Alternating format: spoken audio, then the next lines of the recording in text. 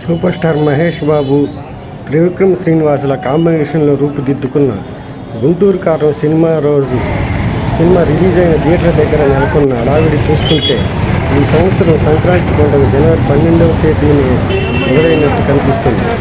ఈ థియేటర్ల దగ్గర ప్రేక్షకుల ఉత్సాహం పండుగ వాతావరణాన్ని గుర్తు చేస్తుంది.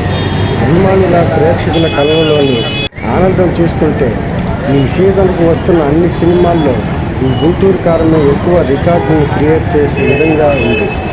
అందరి నోట సూపర్ హిట్ అనే పదం తప్ప వేరే పదం వినిపించటం లేదు.